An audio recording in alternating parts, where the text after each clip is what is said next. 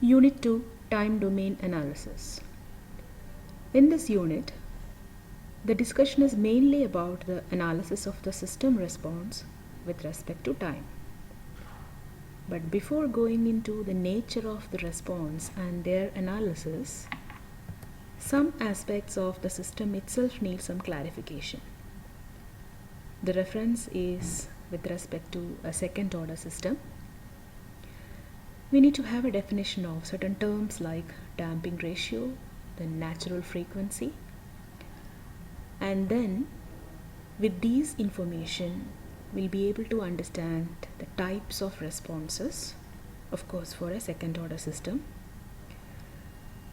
Then further going into the analysis, we can analyze the responses in terms of some parameters. So some parameters are defined with respect to the step response, and then the last topic is to determine the steady state error for a control system. So these are the objectives of this unit. So starting with the definition of a second order system and some constants such as damping ratio and natural frequency. Please watch this video.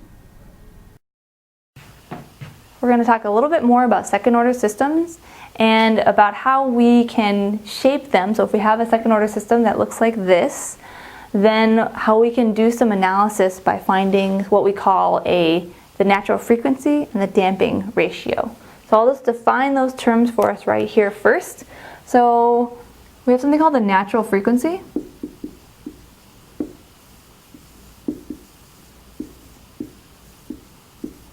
Okay, and we denote it as an omega sub n. And this is this point where the system tends to oscillate. So for example, in an RLC circuit, the oscillation point where the impedance of the inductor and the capacitor, where they cancel each other out, that would be the natural frequency of the system. So where the system tends to oscillate. And we have another term, so that's the natural frequency. Another term called the damping ratio. And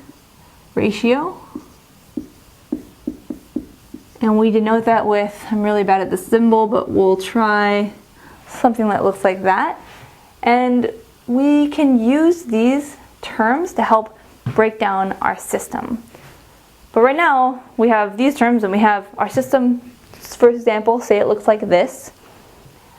Then how do we get between these two systems? Well, the natural frequency has to do with when there is no damping, it's just an oscillation. So if we look at our bottom here, the denominator, we know that if we have s squared and only a b, so if a is 0, then we will get some oscillation because we'll be on the imaginary axis. Our poles will be on the imaginary axis. So b roughly correlates to omega here, and then the damping constant comes into play with this a. So I'm not going to drive the whole thing. If you want to see the derivation, you can do it yourself or look in a book. But what we end up doing is rewriting this system. So this ends up looking like omega n squared, so the natural frequency squared in the numerator. And then we have s squared here. And then a will become 2, the damping constant, omega n s plus omega n squared. And we're going to do a little bit more analysis, but essentially what we do is we understand these things, or we'll talk about them more, and we gotta force them into this equation. And we notice that it's like this omega n and this omega n, they're the same, and you can try to fit your equation into this form. But what if, you might have the question, what if I have another constant out here or something? So we have a constant alpha, or alpha, like this number does not match this.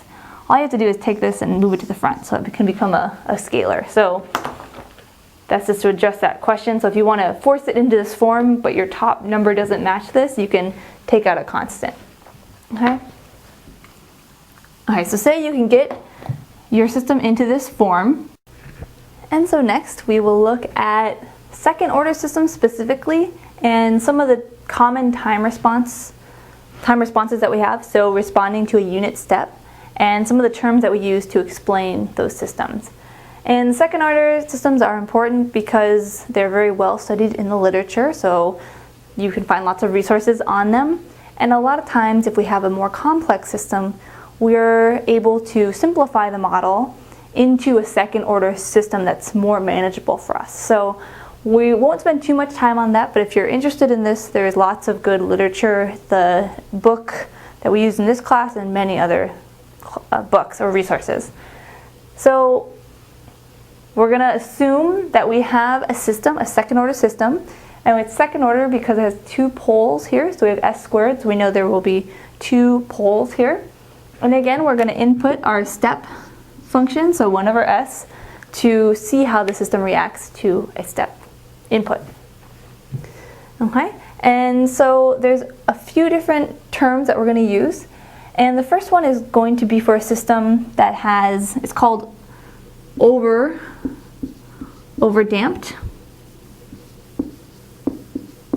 an overdamped system.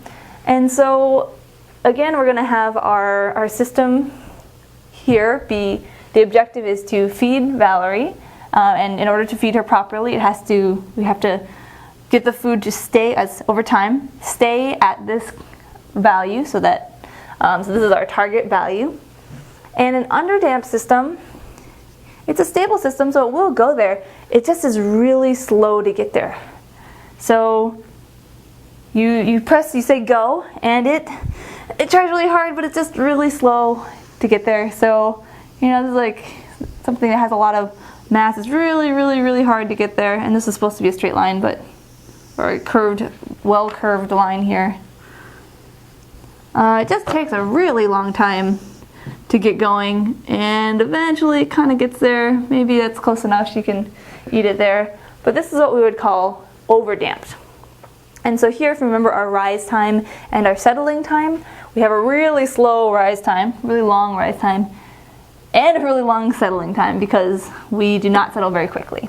Okay, so that's overdamped. If we look at the poles for this, see if I can draw them here, they tend to be on the real axis. So this is real, imaginary. There's also a really great diagram in the nice book. So look at that if you need more examples.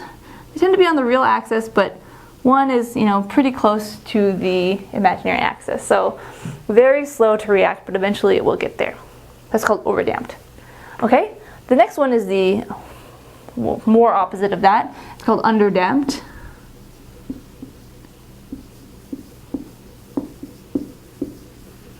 And in this system, I'll try to use I only have two colors here, but you start and it goes, once you say go, it goes, but it goes a little bit over too much, and then kind of eventually we'll get close to where we're trying to go. So this would keep oscillating a little bit. This would be called underdamped because we're getting some of the oscillation in there, and it is eventually going to the settling point, but it's taking a little bit of time.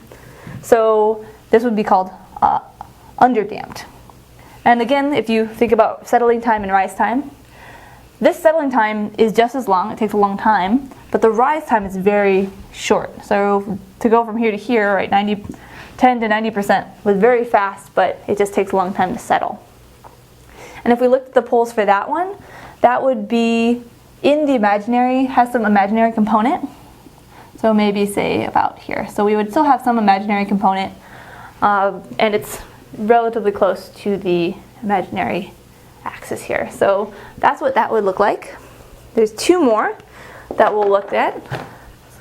One is called undamped, so not underdamped, but completely undamped. Oh my gosh. Undamped. And this is where you pretty much have only the sinusoidal component. So we'll do that here. So we get this and we just get some nice oscillation going here. Didn't quite draw it perfectly because I have to ruin our title here. But we just have pure oscillation that continues.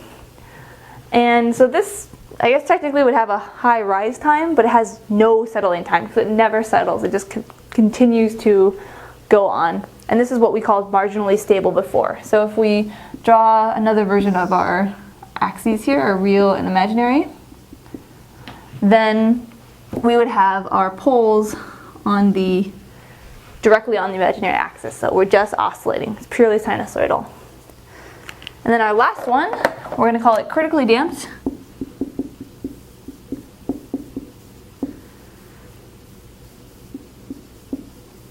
Damped. And this one is what we want to have generally. So this one kind of goes up, it maybe does a little tiny bit of overshoot, but then goes right to it. Actually, I think there's very little overshoot. Just goes pretty fast. So this one has a very high rise time and a fast settling time, or short settling time. So this is kind of the ideal performance if we want things to move quickly. And for that, we have generally